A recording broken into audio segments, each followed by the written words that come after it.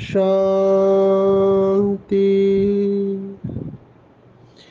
आज 19 अगस्त 2023 भारत में शनिवार है। Today is 19th August 2023 and it's Saturday in Bharat. आज की मुरली का जादुई रहस्य स्वयं को प्रेरणा देने के लिए magical secrets of today's Murli for motivating the self. जो बाबा के बच्चे रेगुलर पढ़ाई पढ़ते हैं, रोज़ मुरली पढ़ते हैं और कई तो दिन में 3-4 बार कम से कम मुरली पढ़ते हैं। कई ऐसे भी कहते हैं कि हम 3-4 बार मुरली रहस्य सुनते हैं तो हर बार हमको नई नई बातें टच होती है। हम सब बाबा के बच्चों का अनुभव है कि जितने बार हम मुरली को पढ़ेंगे उतनी नई नई बातें बुद्धि को टच होने लगती है, नई नई प्रेरणाएं आती है, बुद्धि स्वच्छ होने लगती है, क्लैरिटी आती है, स्पष्टता आता है और निर्णय लेना सहज हो जाता है। It becomes very easy to take decisions. इसी को कहते हैं ज्ञान से बुद्धि भरपूर हो जाती है। जैसे जैसे इन ईश्वरीय ज्ञान रत्नों से बुद्धि भरपूर होते जाती है, बुद्धि स्वच्छ होती है, पवित्र होती है और पूरा खेल पवित्रता के ऊपर ही है। पूरा खेल पवित्रता के ऊपर है। दो शब्द है, पूज्य और पुजारी। बाबा ने कई बार मुरलियों में कहा है कि अपवित्र राजाएं पवित्र राजाओं के आगे माथा झुकाते हैं तो राजा सबसे बड़ा होता है। लेकिन आप सोचो, अपवित्र राजा होते हुए भी वो पवित्र राजा है, माना लक्ष्मी नारायण और श्री राम सीता, इनके आगे माथा झुकाते हैं तो महिमा सारी पवित्रता की है। दो शब्द इसके संदर्भ में बाबा ने हमको बताए हैं। एक है गायन योग्य और एक है पूजन योग्य। दोनों ही बाबा के बच्चे हैं तो बाबा के बच्चे भी दो प्रकार के हैं। एक है जिनकी पूजा होती है और एक है जिनका गायन होता है। गायन और पूजा केवल कुछ बच्चों का ही होता है जो संपूर्ण पवित्र बनते हैं। तो चेक करना चाहिए कि क्या मैं ऐसे गायन और पूजन योग्य बनी हूँ। स्वयं भगवान आज की मुरली में कह रहा है कि बच्चे, मेरी पूजा तो सिंगल पूजा होती है निराकार के रूप में, लेकिन आप बच्चे मेरे से भी ज़्यादा भाग्यवान हो। ये बाबा की कमाल है, बच्चों में नशा चढ़ा देता है। बाबा कहता है कि बच्चों की डबल पूजा होती है, मेरी तो केवल ज्योति के रूप में पूजा होती है, लेकिन आपकी पूजा शालिग्राम के रूप में भी होती है और देवताओं के रूप में भी होते हैं, क्योंकि आप डबल पूज्य बनते हो। मेरा तो शरीर ही नहीं है, आपका शरीर भी है और आत्मा भी है।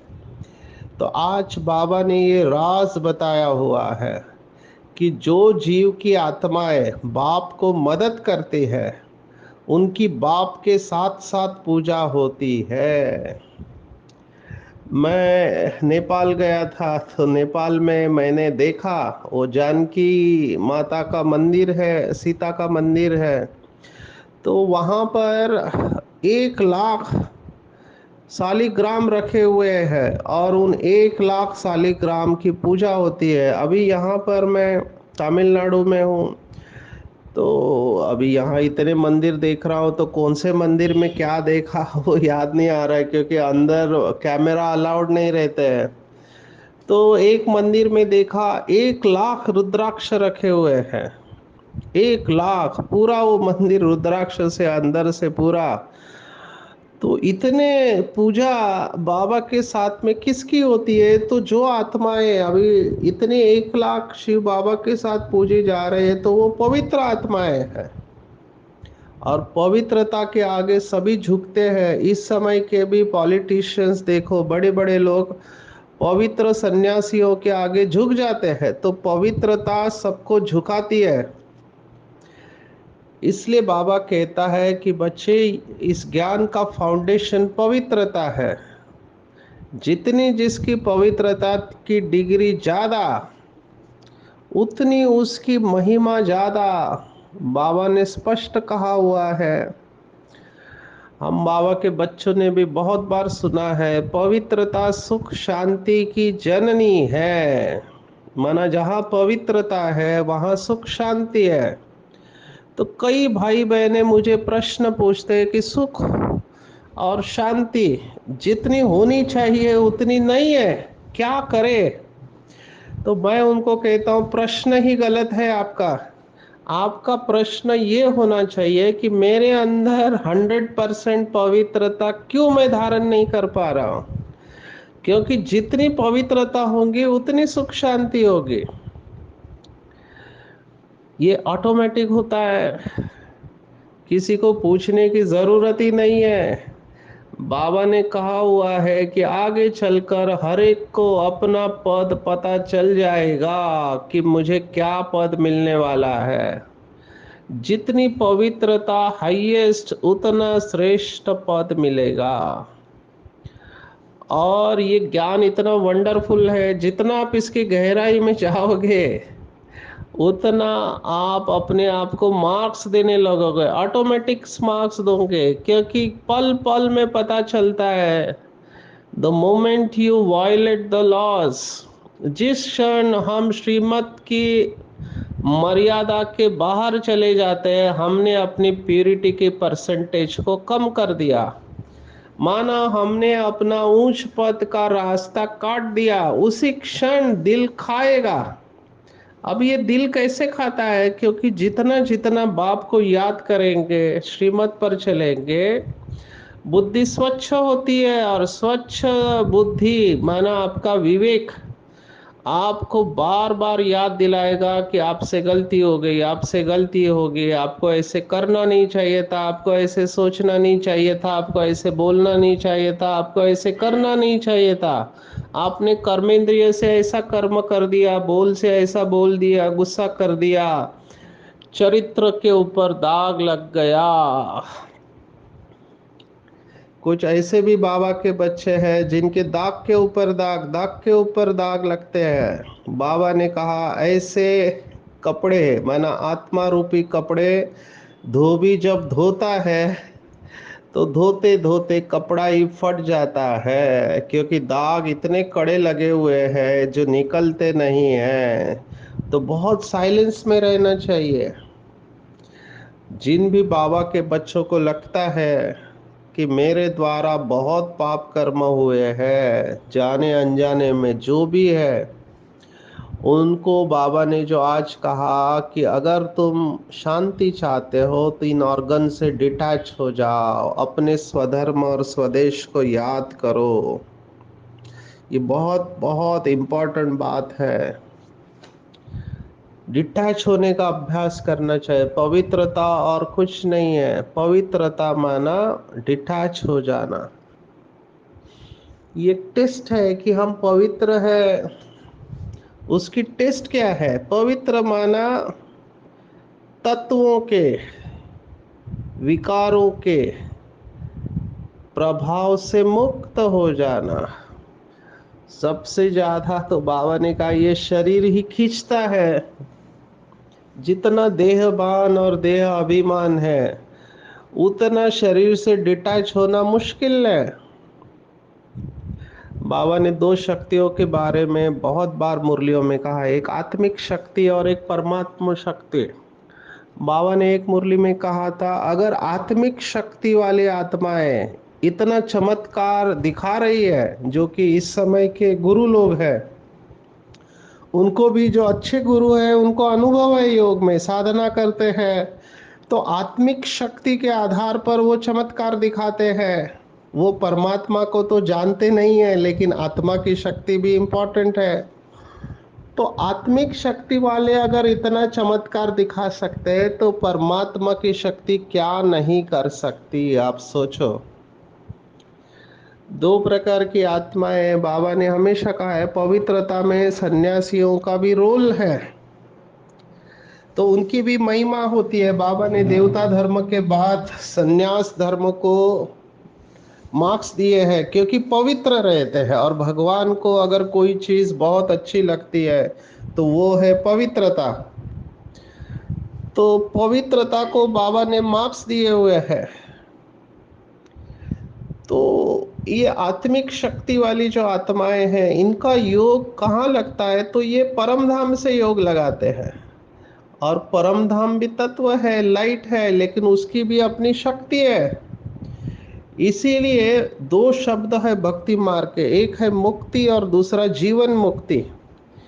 तो मुक्ति वाले शांति में जाएंगे, और जीवन मुक्ति वाले शांति के साथ सुख का भी अनुभव करेंगे। तो देवताओं सुख चाहिए उनको, और सन्यासियों को शांति चाहिए। अभी शांति कैसे मिलेगी, तो बाबा ने कहा शरीर से डिटैच हो जाओ, क्योंकि आत्मा का स्वधर्म शांति है। लेकिन शांति में भी दो प्रकार है, बाबा ने बताया, एक है डेड साइलेंस और एक है स्वीट साइलेंस। तो परम धाम में शांति का अनुभव होता है, जिसको ब्रह्म योगी कहा गया है। तो जो ब्रह्म योगी है, मतलब वो आत्माएं जिनका योग ब्रह्म के साथ है, वो शांति की शक्ति को अपने अंदर खींचते हैं। बाबा ने मुरलियों में कहा है, जब ऐसे ही आत्मा शरीर छोड़ती है, जिनका योग ब्रह्म के साथ है, तो चारों तरफ सन्नाटा छा जाता है, लेकिन वो डेड साइलेंस होती है। और बाबा के बच्चे जब योग लगाते हैं शिव बाबा के साथ, वो भी परम धाम में होते हैं, लेकिन उनका योग तत्व के साथ नहीं है, लेकिन तत्व में रहने वाले शिव बाबा के साथ है। और शिव बाबा चैतन्य है, शांति का सागर है। तो वो लोग तो केवल डेड साइलेंस का अनुभव करते हैं, लेकिन हम शांति में सुख का अनुभव करते हैं। तो हमको सुख और शांति दोनों का अनुभव होता है, लेकिन उसके लिए अभ्यास एक ही है, डिटैच हो जाओ, जिसको बाबा बार बार मुरलियों में कहता है, आत्मा समझ के मुझ बाप को याद करो। तो ये बहुत इंपॉर्टेंट पॉइंट है।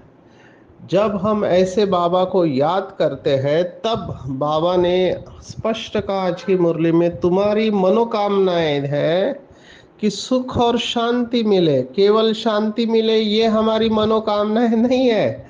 हालांकि बाबा के कुछ बच्चे ये भी कहते कि हमको बस शांति चाहिए। जब बहुत परेशान हो जाते हैं तो कहते हैं मुझे अकेला छोड़ दो, मुझे शांति चाहिए। बाबा कहता है नहीं, तुम बच्चों ने बाप से सुख और शांति दोनों मांगी है, तो हमारी मनोकामनाएं पूर्ण करने के लिए बाबा आया हुआ है। और बाबा राज बता रहा है, सीक्रेट बता रहा है, रहस्य बता रहा है। अगर शांति और सुख दोनों चाहिए, तो पवित्रता को संपूर्ण रूप से धारण करो। संपूर्ण पवित्रता को धारण करेंगे, तभी हमको सच्ची सच्ची सुख और शांति मिलेगी।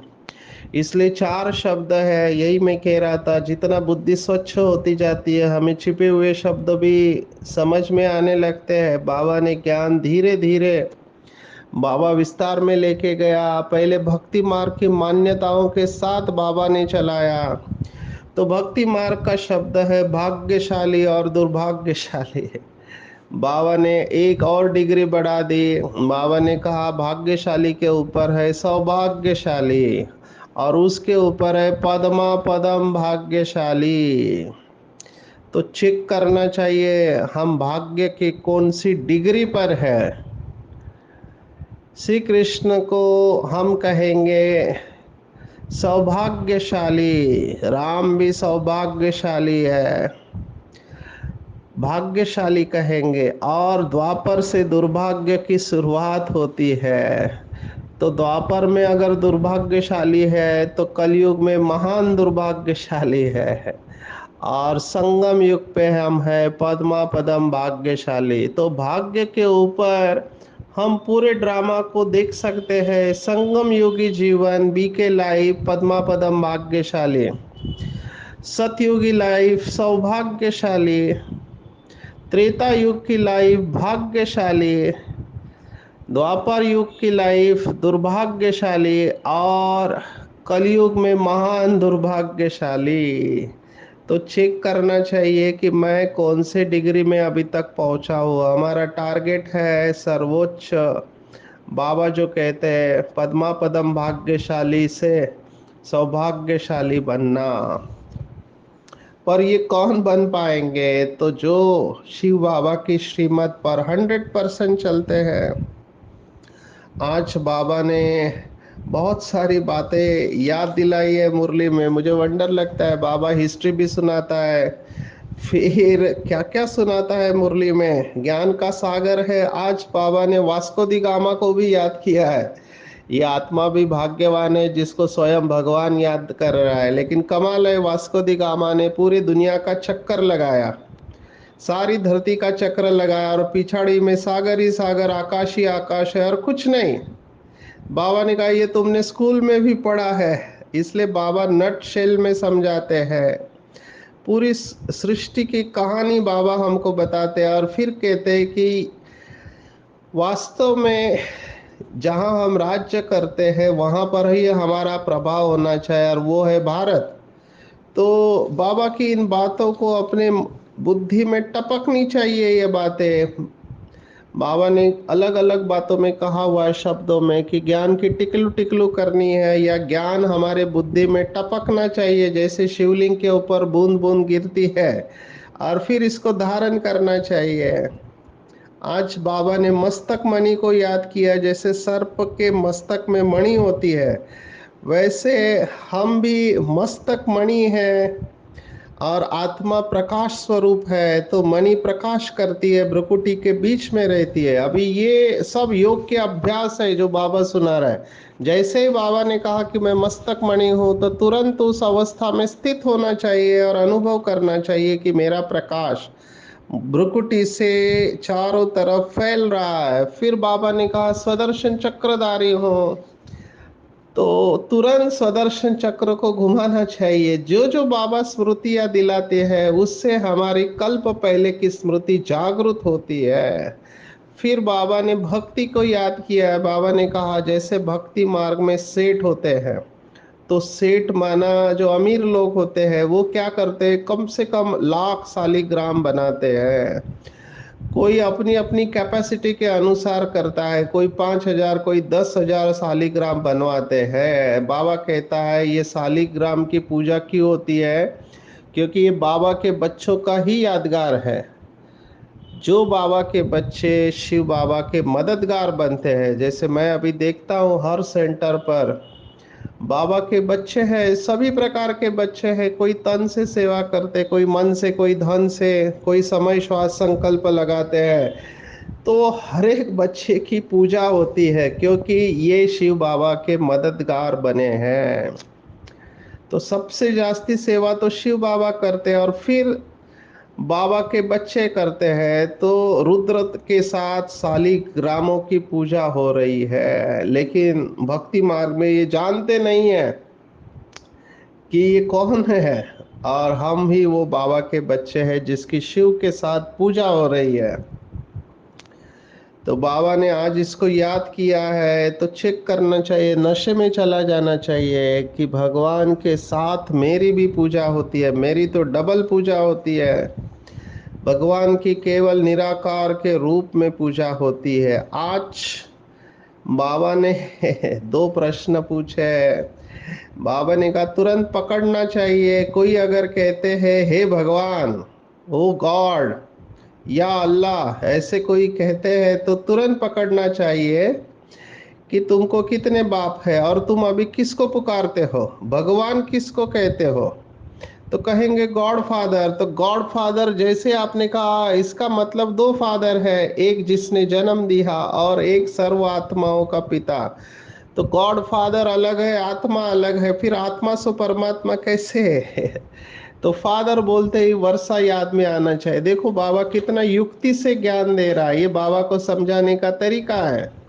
तो ये सब बातें बुद्धि में धारण करना चाहिए और समय पर इसको यूज करना चाहिए। फिर बाबा ने कहा अलग अलग धर्म वाले अलग अलग शब्दों से याद करते हैं। कोई गॉड कहता है, कोई परमात्मा कहता है, कोई खुदा कहता है। अभी मैं यहाँ पर सेशन ले रहा हूँ तो मुझे एक स्थान पर बहनों ने कहा कि आप यहाँ पे नॉलेज जरूर सुनाओ लेकिन गॉड को यूज मत करो, क्योंकि गॉड शब्द से एलर्जी है। वैसे भी हमारी बहनें अभी तमिलनाडु ये ऐसा है जहाँ पे लोगों की बहुत भावना है। तो बहन सुना रही थी कि पहले जब हम मंदिर में जाते थे सफेद साड़ी पहन के, तो सफेद साड़ी विधवाएं पहनती है तो उसको अशुभ मानते हैं। तो पहले ये लोग बहुत प्रश्न पूछते कि ये सफेद साड़ी पहन के क्यों आ रही है, क्योंकि मंदिर में कलर ड्रेस पहनना चाहिए या अच्छे कपड़े पहनने चाहिए। सफेद साड़ी ये पहले की मान्यता थी कि केवल विधवा ये सफेद साड़ी पहनते हैं। तो ये अभी धीरे धीरे बदल रहा है। आज फिर दूसरा इनका ऑब्जेक्शन है कि ये लोग तिलक नहीं लगाते हैं। तो बाबा ने बताया है कि तिलक आत्मस्मृति का तिलक, लेकिन इसके ऊपर भी कई लोगों को ऑब्जेक्शन होता है कि ये लोग तिलक नहीं लगाते हैं। बाबा ने तो हमको सच्चा स्मृति का तिलक बताया हुआ है। अभी यहाँ पे साउथ में ऐसे भी है कि सफेद ड्रेस माना वो समझते हैं कि ये क्रिश्चियन धर्म वाले हैं। मुझे याद आ रहा है 2009 में रैली था, मेरा भारत स्वस्थ भारत। अभी मुझे साउथ में भेजा था, वैसे पूरे भारत में 4 रैलीज निकली थी।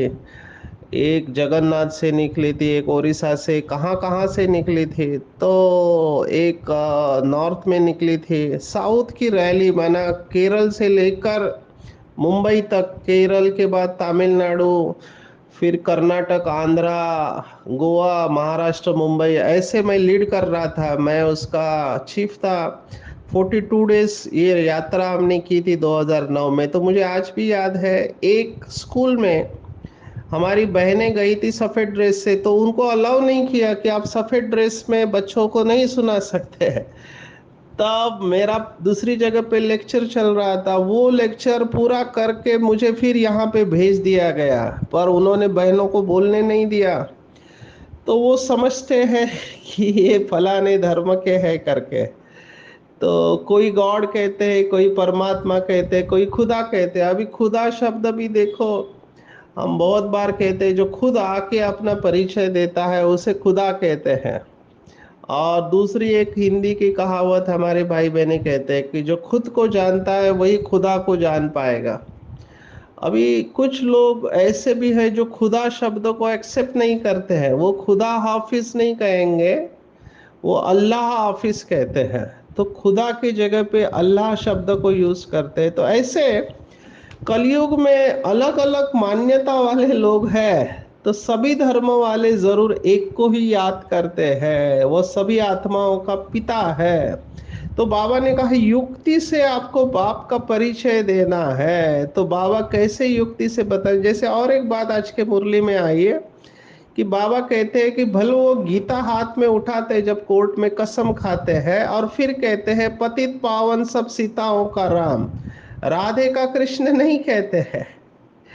तो राम जब बोलते हैं तो परम पिता परमात्मा याद आता है, ना कि त्रेता युग वाला राम। वैसे भी कबीर ने राम भी अलग अलग प्रकार के बताए। एक है आत्मा राम, माना आत्मा को भी राम कहा है। दूसरा है राजा राम, माना जो राजा होके गया राम। और तीसरा है शिव राम, माना जो परमात्मा निराकार है। तो राम कहते ही परमात्मा याद आना चाहिए, ना कि कोई देहधारी। है बात परमात्मा की। और इस परमात्मा को हेवनली गॉड फादर कहते हैं, लिबरेटर और गाइड भी कहते हैं। अभी क्राइस्ट थोड़ी ही सबको लिबरेट करेगा, किसी का भी नाम नहीं ले सकते, केवल बाप ही आकर दुखों से लिबरेट करते हैं, माना मुक्त करते हैं। तो बाबा देखो कैसे युक्ति से समझा रहा है, उन्हीं के शब्दों को लेकर उनको समझाना चाहिए। अभी तो बहनें बहुत अच्छा स्पीच देती है, मैं देखता हूँ, बहुत सुंदर मनन चिंतन करती है, एक एक बात को भक्ति मार्ग के लेकर उसके गहराई में लेके जाते हैं। तो मैं इसके ऊपर समय नहीं दूंगा। जो नए हैं, भले हमारा 7 डेज का कोर्स बार बार सुने, आज बाबा ने साइंस बल और साइलेंस बल को भी याद किया हुआ है कि साइंस घमंडी है। वो तो आजकल चांद्रयान का मुहिम चल रहा है, फिर कई लोग मंगल और कई लोग शुक्र के ऊपर भी प्लॉट बनाना चाहते हैं। तो बाबा ने कहा साइलेंस से वो लोग कितने सारे आविष्कार करते हैं, एरोप्लेन बनाते हैं, लेकिन यहाँ का साइंस विनाश कर देता है, क्योंकि इसी एरोप्लेन्स पे बॉम्ब गिरने वाले हैं। बाबा ने कहा साइंस जो है इस समय सुख भी देती है, फिर विनाश भी कर देती है। हुनर तो यही है ना, और यह सब चीजें फिर तुमको काम में आएगी। बाबा ने स्पष्ट कहा हुआ है, अभी का साइंस सतयुग में रिफाइन होता जाएगा। तुमने साक्षात्कार किया हुआ है कि वहां एक्सीडेंट आदि की कोई बात नहीं रहती। देखो सतयुग में इतने एरोप्लेन रहते हैं, बाबा ने एक मुरली में कहा था कि जो प्रिंस होते हैं उनका पर्सनल एरोप्लेन वो उड़ाएंगे, और स्कूल के बाहर जैसे आजकल साइकिल रखते हैं, टू व्हीलर रखते हैं, वैसे स्कूल के बाहर वहाँ एरोप्लेन रखेंगे, लेकिन किसी का भी एक्सीडेंट नहीं होगा, वहाँ दुख की बात ही नहीं है। सोचो बाबा कितनी सुंदर दुनिया बना रहा है। तो ये सब साइंस वहाँ रिफाइन होकर हमारी सुख और शांति की मनोकामनाएं पूर्ण करेगा। इसलिए इस समय प्राणायाम आदि करने की दरकार नहीं है। बाबा ने आज प्रश्न पूछा, कहाँ तक गुफा में बैठोगे, इस शरीर से डिटैच हो जाओ।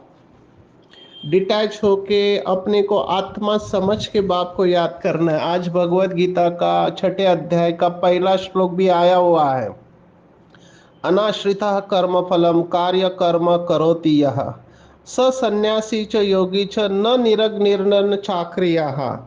माना सन्यासी वो नहीं, वो समझते कि हम लोग खाना नहीं बनाते, माना आग नहीं जलाते हैं तो हम सन्यासी है।